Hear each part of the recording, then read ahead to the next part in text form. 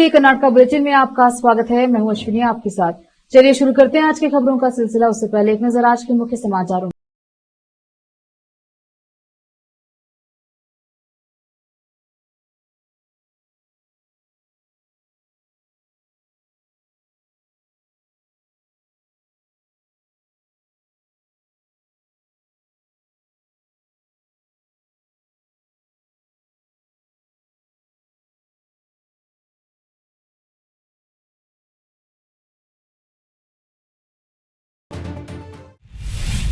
समाचारों का सिलसिला शुरू करते हुए देखते हैं समाचार विस्तार से। गुलबर्गा में आज जिलाधिकारी कार्यालय के सम्मुख बंजारा समाज द्वारा प्रदर्शन के दौरान दुकानों पर पत्थरबाजी किए जाने से कानून व्यवस्था खराब करने का प्रयास किया गया। इद्रामी ग्राम में एक स्कूल शिक्षक हाजी मल्लंग ने हाल ही में कक्षा 6 की एक मासूम के साथ दुष्कर्म करने से उससे पुलिस ने गिरफ्तार कर लिया और जांच शुरू कर दी, जिससे पिछले कुछ दिनों से प्रदर्शन आदि किया जा रहा था। इसी के तहत आज गुलबर्गा शहर में भी जिलाधिकारी कार्यालय के सम्मुख प्रदर्शन कर लोगों ने अचानक आक्रोश में आकर दुकानों पर पथराव किया, जिससे माहौल में तनाव पैदा हुआ। हालांकि पुलिस ने स्थिति को नियंत्रण में किया। इस मुद्दे को लेकर कुछ लोग इसको धार्मिक विवाद बना रहे हैं, जबकि पुलिस ने उस शिक्षक को गिरफ्तार कर जांच शुरू कर दी है। रोकते हैं समाचारों का सिलसिला, लेते हैं छोटा सा ब्रेक। हिंदुस्तान के हर कोने में हम हैं मौजूद। 24 घंटे हालात पर गहरी नजर, खबरों से जुड़े चुपते सवालात और आपको दिखाता है धार्मिक, सामाजिक, राजनीतिक, लोकल और इंटरनेशनल न्यूज की सबसे बेहतर कवरेज, जो आपको रखती है हर पल बाखबर। देश और दुनिया भर की खबर के लिए देखते रहें KP news 24/7। Noor education trust Bidar की ओर से चलाए जाने वाला Noor MEd and BEd college Bidar, recognised by NCTE Delhi and affiliated to Bidar University, Bidar. Admission are open for the academic year 2024-25. विशेषज्ञ और सक्षम शिक्षकों द्वारा शिक्षा प्राप्त करने के लिए नूर एमएड एंड बीएड कॉलेज में दाखिला लें और शांत वातावरण में शिक्षा प्राप्त करें। बीदर शहर में बेहतर शिक्षा का एकमात्र केंद्र Noor MEd and BEd college, Shahpur gate, Bidar. Phone numbers 9945283920, 8482221297। Break के बाद स्वागत है आपका। देखते हैं समाचार। बेलगावी शहर में पुलिस ने सोमवार को यहां सुवर्ण विधानसौधा में आयोजित राज्य विधानमंडल के शीतकालीन सत्र का विरोध करने संभाजी सर्कल पहुंचे महाराष्ट्र एकीकरण समिति के नेताओं और कार्यकर्ताओं को हिरासत में ले लिया है। पुलिस ने एमईएस को महामेला आयोजित करने से रोकने के लिए सुरक्षा के कड़े इंतजाम किए थे। एमईएस के कार्यकारी अध्यक्ष मनोहर किनेकर और कोषाध्यक्ष प्रकाश मार्गले समेत पार्टी कार्यकर्ताओं को रामलिंगाखिंड गली स्थित कार्यालय से हिरासत में लिया गया। बाद में महाराष्ट्र के समर्थन में नारे लगाते हुए जत्थों में पहुंचे इसके कार्यकर्ताओं को संभाजी सर्कल पर हिरासत में लिया गया। संभाजी सर्कल पर तनावपूर्ण स्थिति बनी रही, जहां एमईएस कार्यकर्ता नारेबाजी करते हुए केंद्र पर आ गए। बेलगावी के सुवर्ण विधानसौधा में आज विंटर सेशन शुरू होने के साथ ही मुख्यमंत्री सिद्धरामैया ने गुलबर्गा की दरगाह ख्वाजा बंदे नवाज के सज्जादे नशीन स्वर्गीय डॉक्टर सैयद शाह खुसरो हुसैनी को श्रद्धांजलि अर्पित करते हुए कहा कि राज्योत्सव अवार्डी रहे हुसैनी ने शिक्षा क्षेत्र में बहुत बड़ा योगदान दिया था, जिसके तहत उन्होंने अनेक शिक्षण केंद्र स्थापित किए। यह अफसोस की बात है कि वह आज हमारे बीच नहीं है। उनके परिवार के साथ हमेशा हम साथ रहेंगे। सैयद शाह खुसरो हुसैनी ಇವರು ಕಲಬುರಗಿನಲ್ಲಿರ್ತಕ್ಕಂಥ ಐತಿಹಾಸಿಕ ಧಾರ್ಮಿಕ ಕೇಂದ್ರ. ಅಲ್ಲಿ ಖಾಜಾ ಬಂದಾ ನವಾಜ್ ದರ್ಗಾದ ಸೂಫಿಯು ಸಂತ ಸೈಯದ್ ಶಹಾ ಖುಸ್ರೋ ಹುಸೇನಿ ಅವರು ಮತ್ತೆ ಖಾಜಾ ಬಂದಾ ನವಾಜ್ ವಿಶ್ವವಿದ್ಯಾಲಯದ ಸಂಸ್ಥಾಪಕರಾಗಿ ಕುಲಪತಿಯಾಗಿಯೂ ಕೂಡ ಕಾರ್ಯನಿರ್ವಹಿಸಿದರು. ಇವರಿಗೆ 2017ರಲ್ಲಿ ನಮ್ಮ ಸರ್ಕಾರ, ಅವತ್ತು ನಾನು ಮುಖ್ಯಮಂತ್ರಿಯಾಗಿದ್ದ ಸಂದರ್ಭದಲ್ಲಿ ಇವರಿಗೆ ರಾಜ್ಯೋತ್ಸವ ಪ್ರಶಸ್ತಿಯನ್ನು ಕೊಟ್ಟು ಗೌರವಿಸಿರ್ತದೆ. ಅಂತ ಒಬ್ಬ ಸಂತ ಸೂಫಿ ವ್ಯಕ್ತಿ ನಮ್ಮನ್ನು ಅಗಲಿದ್ದಾರೆ. ಅವರಿಗೆ ಅವರ ಆತ್ಮಕ್ಕೆ ಚಿರಶಾಂತಿ ದೊರಕಲಿ ಅಂತೇಳಿ ಪ್ರಾರ್ಥನೆ ಮಾಡ್ತೇನೆ. ಇವರೆಲ್ಲರಿಗೂ ಕೂಡ ಅವರ ಕುಟುಂಬ ವರ್ಗದವರು ಅವರಿಗೆ ಸಹಿಸ್ಕೊಳ್ತಕ್ಕಂಥ, ಅವರ ಸಾವಿನ ದುಃಖವನ್ನು ಸಹಿಸ್ಕೊಳ್ತಕ್ಕಂಥ ಶಕ್ತಿ ಕೊಡಲಿ ಅಂತೇಳಿ ದೇವರಲ್ಲಿ ಪ್ರಾರ್ಥನೆ ಮಾಡಿ ನೀವು ತಂದಿರತಕ್ಕಂಥ ಈ ಸಂತಾಪ ಸೂಚಕ ನಿರ್ಣಯವನ್ನ ಬೆಂಬಲಿಸಿ ನನ್ನ ಖಾಜಾ ಬಂದ ನವಾಜ್ ದರ್ಗಾದ ಸೂಫಿ ಸಂತ ಸೈಯದ್ ಶಾ ಖುಸ್ರು ಹುಸೈನ್ ಇವರು ಖಾಜಾ ಬಂದ ನವಾಜ್ ವಿಶ್ವವಿದ್ಯಾಲಯದ ಸಂಸ್ಥಾಪಕರಾಗಿ ಹಾಗೂ ಕುಲಪತಿಗಳಾಗಿಯೂ ಕಾರ್ಯನಿರ್ವಹಿಸಿದರು. ಖಾಜಾ ಎಜುಕೇಷನ್ ಸೊಸೈಟಿಯ ಅಧ್ಯಕ್ಷರಾಗಿದ್ದ ಇವರು ಹೈದರಾಬಾದ್ ಕರ್ನಾಟಕ ಭಾಗದಲ್ಲಿ ಶಿಕ್ಷಣದ ಮಹತ್ವದ ಕೊಡುಗೆ ನೀಡಿದ್ದಾರೆ.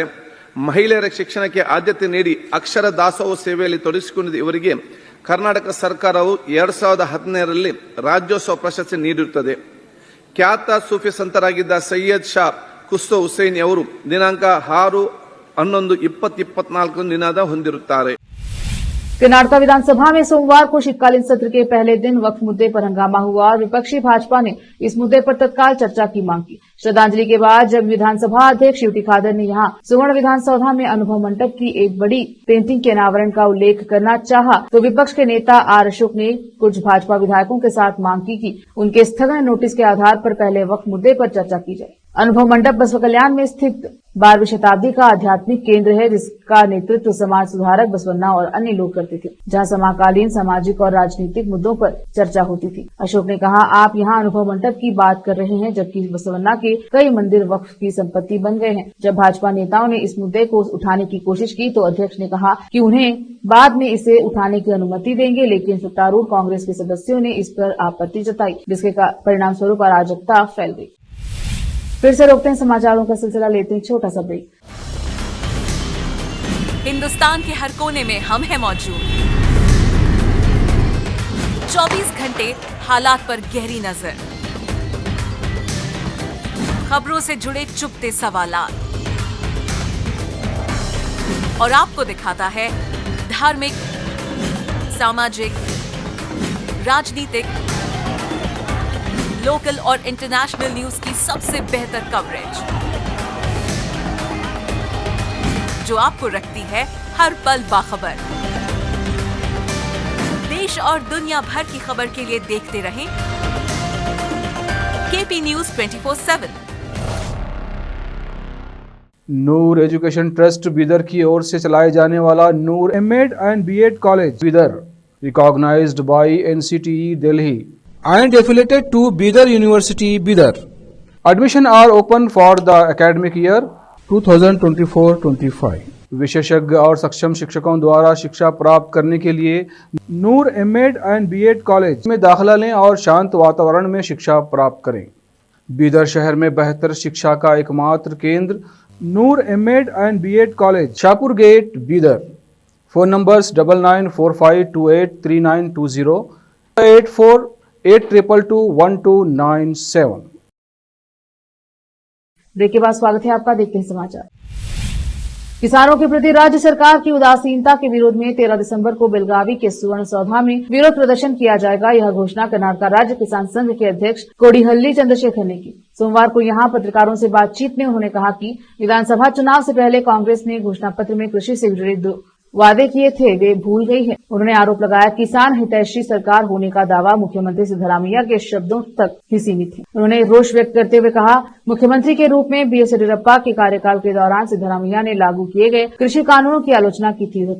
सत्ता में 1.5 साल बाद भी भूमि सुधार अधिनियम में संशोधन के संबंध में कोई निर्णय नहीं लिया गया. बगैर हुकुम किसानों को खेती के अधिकार जारी नहीं किए गए हैं. वक्फ बोर्ड की संपत्ति के नाम पर राज्य में कई किसानों को नोटिस जारी किए गए हैं. किसानों के पक्ष में अभिलेखों में संशोधन की प्रक्रिया धीमी गति से चल रही है, जिससे सरकार की कार्यवाही से किसानों में चिंता है. वन विभाग छोटे किसानों को परेशान कर रहा है, इस पर उन्होंने असंतोष जताया. बेंगलोर चेन्नई एक्सप्रेसवे का कर्नाटका खंड पूरा हो चुका है और यातायात के लिए खुला है और इसका उपयोग लंबी ड्राइव और मौज मस्ती के लिए किया जाता है. 260 किलोमीटर लंबा एक्सप्रेसवे जो अभी आंध्र प्रदेश और तमिलनाडु में पूरा होना बाकी है, अगस्त 2025 तक पूरी तरह से चालू होने की उम्मीद है. क्योंकि 71 किलोमीटर लंबा कर्नाटका खंड खुला है, इसीलिए इसका उपयोग एक्सप्रेसवे के आसपास रहने वाले स्थानीय लोगों और उन लोगों द्वारा किया जाता है जो सड़क के अंत तक लंबी ड्राइव पर जाना चाहते हैं और वापस आना चाहते हैं. होसकोटे के पास जिन्नागेरा क्रॉस पर एक मंदिर के कारण हमारा काम धीमा हो गया. मंदिर को दूसरी जगह ले जाया गया और 400 मीटर लंबे हिस्से पर काम अब पूरा हो चुका है. NHAI के अधिकारियों ने बताया कि कुछ छोटे मोटे कामों को छोड़कर सड़क लोगों के लिए खुली है. विकास के विभिन्न मुद्दों पर चर्चा के अलावा मैसूर शहरी विकास प्राधिकरण मूड़ा द्वारा स्थलों के आवंटन में कथित अनियमितताओं, वक्फ भूमि मुद्दे और एसटी निगम निधि के दुरुपयोग से संबंधित कई विवादास्पद मामले राज्य विधानमंडल के 10 दिवसीय शीतकालीन सत्र में बहस के प्रमुख विषय होने की उम्मीद। यह सत्र सोमवार से बेलगावी के सुवर्ण विधान सौधा में शुरू हो रहा है। हालांकि विपक्षी भाजपा और जेडीएस सदन के अंदर और बाहर दोनों जगह विवादास्पद मुद्दों पर कांग्रेस सरकार को घेरने के लिए तैयार है, लेकिन यह देखना दिलचस्प होगा कि जब ये मुद्दा केंद्र में आएंगे तो चीजें कैसे सामने आएंगी। विधानसभा अध्यक्ष यूटी खादर और परिषद के अध्यक्ष बसवराज होराटी सभी महत्वपूर्ण मुद्दों पर रचनात्मक बहस के बारे में आशावादी हैं, लेकिन यह देखना अभी बाकी है कि जब महत्वपूर्ण मुद्दे चर्चा के लिए उठाए जाएंगे तो दोनों सदनों में सदस्यता की उपस्थिति संतोषजनक होगी या नहीं। हालांकि होराटी ने कहा है कि वह सदन के अंदर अनावश्यक विरोध प्रदर्शनों से बचकर एक प्रभावी और सफल सत्र सुनिश्चित करने के लिए सदस्यों के साथ चर्चा करेंगे। कर्नाटका की कांग्रेस सरकार ने बेलगावी के सुवर्ण सौधा से लेकर सावरकर की तस्वीर हटाने का फैसला किया, जहां शीतकालीन विधानसभा सत्र आयोजित किए जाते हैं। न्यूज 18 की बताया कि यह फैसला मुख्यमंत्री सिद्धरामैया के इस दावे के बाद आया है, जिसमें उन्होंने कहा था कि सावरकर जिन्हें भाजपा बड़े पैमाने पर याद करती है का भारतीय स्वतंत्रता आंदोलन में कोई योगदान नहीं है। प्रतिमा को पिछली बसवराज बोम्मई के नेतृत्व वाली भाजपा सरकार ने 2022 में स्थापित किया था। इसी बीच सावरकर ने पोन्ते रणजीत सावरकर ने मूर्ति हटाने के कांग्रेस के फैसले की आलोचना की। उन्होंने न्यूज 18 से बातचीत में बताया कि कांग्रेस पार्टी को इस तरह से सावरकर का अपमान करने की भारी कीमत चुकानी पड़ेगी। ये लोग टीपू जयंती मनाते हैं, लेकिन सावरकर जैसे स्वतंत्रता सेनानी की महानता को कमतर आंकते हैं। सावरकर की तुलना में नेहरू का स्वतंत्रता आंदोलन में क्या योगदान था? 2022 में जब भाजपा सरकार ने विधानसभा में सावरकर की तस्वीर लगाई तो सिद्धरामैया के नेतृत्व में कांग्रेस पार्टी ने अनावरण समारोह के दौरान सुवर्ण विधानसौधा के बाहर प्रदर्शन किया था, जिसमें तत्कालीन भाजपा सरकार द्वारा लिए गए कथित एक तरफा फैसले का विरोध किया गया। उस समय सिद्धरामैया ने दावा किया था कि प्रदर्शन राष्ट्रीय नेताओं और समाज सुधारकों की तस्वीर लगाने की मांग को लेकर था और वे किसी एक तस्वीर का विरोध नहीं कर रहे थे। फिर से एक नजर आज की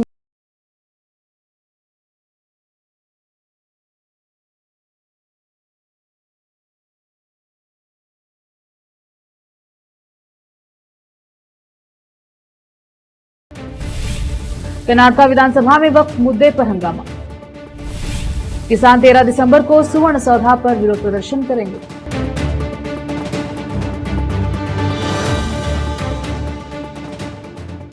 केपी न्यूज के कर्नाटका बुलेटिन में अब तक इतना ही। देखते रहें केपी न्यूज 24/7। धन्यवाद।